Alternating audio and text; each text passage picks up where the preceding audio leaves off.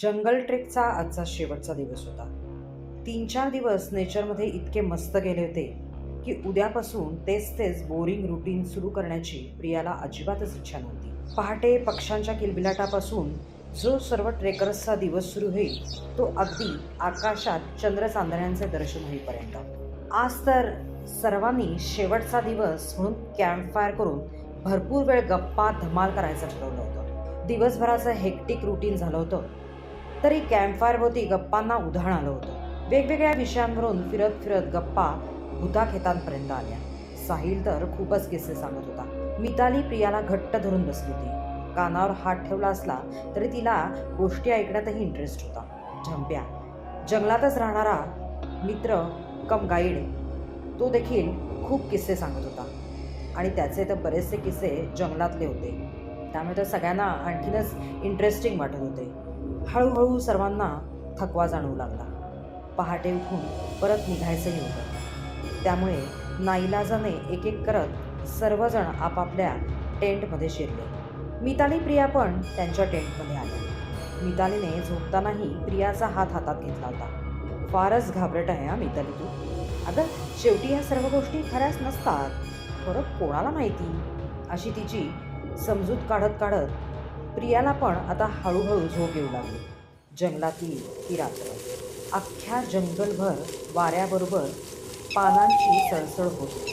टिटवी आणि घुबड अधूनमधून जोरजोरात कर्कश ओरडत आपल्या अस्तित्वाची जाणीव करून देत होते. वाऱ्याबरोबर उंच झाडाची एखादी फांदी पडली तरी वाटत होतं की एखादा प्राणी तर नाही ना आला टेंटजवळ. प्रियाला आधी बराच वेळ झोप येईना. तिच्याही डोक्यात सर्व घटना आणि गोष्टी घोळत होत्या. पण आता हळूहळू डोळे मिटू लागले. रात्र जशी चढत होती तशी तशी गाढ झोप लागत होती. चंद्रही हळूहळू पुढे सरकत होता. प्रियाने पूस बदलली. टेंटच्या कापडाच्या बाजूला आता तिचा चेहरा होता. गारठा वाढू लागल्यामुळे तिने आता पांघरून आणखीनच घट्ट अंगाला गुंडाळून घेतलं. 10-15 मिनिटं गेली असतील आणि अचानक तिला अत्यंत वाईट घाण असा दर्प आला. तो दर्प इतका घाण होता की त्याच्या त्या उग्र दर्पामुळे तिला जागच आली. शेजारी मिताली मात्र अगदी शांत झोपली होती. टेंटच्या बाहेर प्राणी मेला असेल एखादा.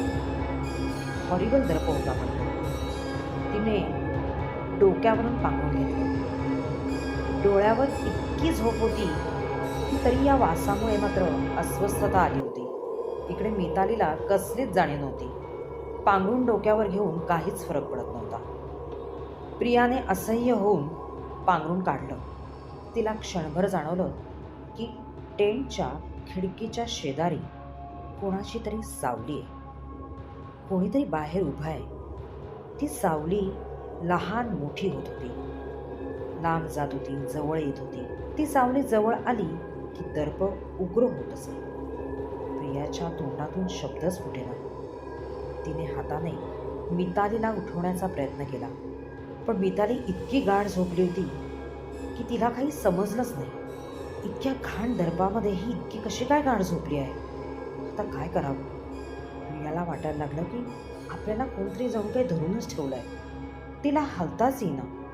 हात हालेना, पाय हालेनात, तोंडातून शब्द फुटेना. ती आकृती मात्र बाहेर जोर जोरात हलत होती. कोणत्याही क्षणी ती टेंट फाडून आत शिरणार होती. प्रियाला रात्रीच्या गप्पांमधली एक एक भयानक कॅरेक्टर्स दिसू लागली. बाहेर प्रचंड गारठा असूनही प्रियाला घाम फुटला होता. चादर घामाने चिंब ओली झाली होती.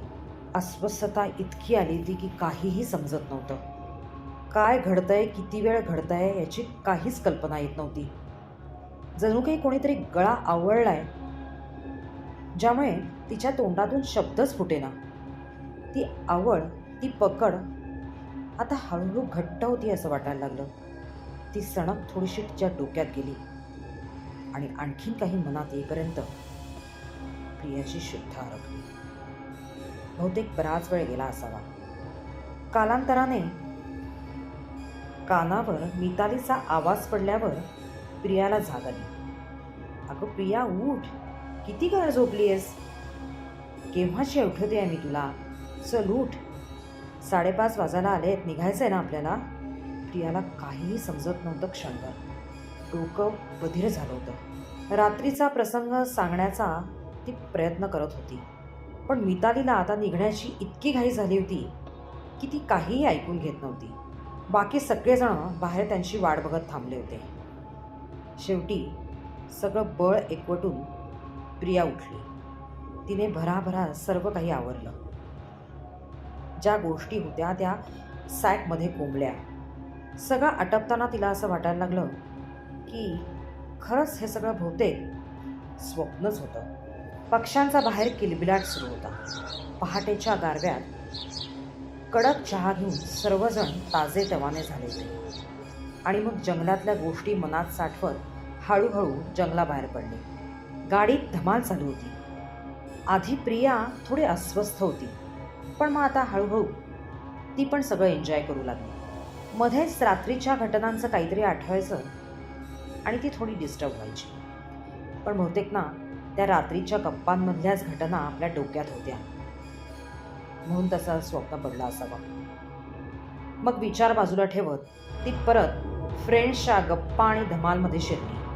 7-8 तासांचा मोठा प्रवास करून एकदाची ती घरात शिरली. सर्व सामान हॉलमध्ये तसंच ठेवून मस्त शॉवर घेण्यासाठी बेडरूममध्ये गेली. शॉवर घेऊन झाल्यावर आता हलकं छान वाटत होतं. मस्त कॉफी प्यावी आणि परत थोडं झोपावं या विचारात ती किचनमध्ये आली. तिने कॉफी बनवली. कॉफीचा मग घेऊन ती हॉलमध्ये जायला वळणार आणि तोच तो भयानक वास, तो दर्प परत आला. तिला प्रचंड घाबरली. कॉफीचा मग तिच्या हातातून खाली पडला. म्हणजे ते स्वप्न नव्हतं, खरंच काहीतरी जंगलात घडलं होतं. पण इथे या घरात का दर्प यावा? प्रियाने गॅलरीत जाऊन पाहिलं, काही कबूतर वगैरे नाही ना म्हणून पडलं. पण काहीच नव्हतं. दर्प आता सर्व खोल्यांमध्ये शिरला होता. कालच्या रात्रीसारखं असह्य झालं होतं. तिने भराभरा धूप, उदबत्ती सगळं काही लावलं. सगळ्या खोल्यांमध्ये नेऊन ठेवलं. पण या दर्पापुढे त्यांचा सुगंधच येईना. आता काय करावं? परत तिला घाम फुटला. ती पटकन घराबाहेर आली. घरात थांबणं शक्यच नव्हतं, कारण शेजारी राहणाऱ्या जयाकडे ती गेली. भराभरा जयाला तिने झालेलं आणि घडलेलं आणि घडत असलेलं सगळं सांगितलं. जयाने तिला शांत केलं. काय घडलं आहे हे जयाच्या लक्षात आलं.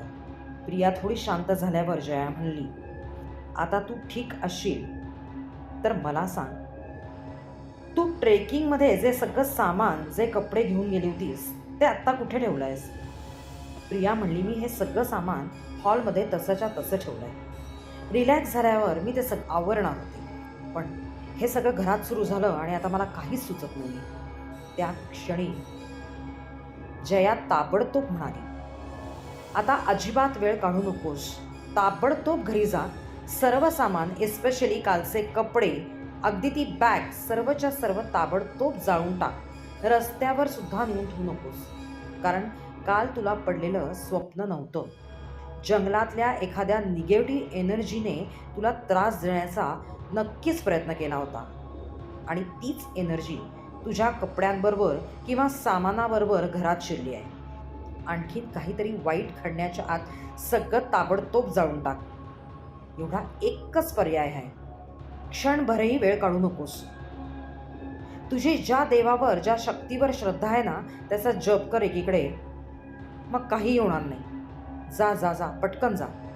जयाने सांगितल्यावर प्रिया चपापली, पण आता पर्यायच नव्हता. सर्व बळ एकवटून ती उठली. मनात जप करत करत घरात शिरली. दर्प येतच होता. सर्व सामान तिने गोळा केलं. गॅलरीत आली आणि सगळं काही पेटवून दिलं. जसा ज्वाळा वाढायला लागल्या तशा त्या ज्वाळांमधून एक मानवी आकृती तिला दिसली, जिचाच भास तिला काल टेंट बाहेर होत होता. साधारण तशीच ती आकृती होती. तसंच ते तिचं विकृत हास्य होतं. पण आता ते हास्य लोटवाऊन आकृती जोरजोरात ओरडत होती. आणि त्या आकृती आता पेट घेतला होता.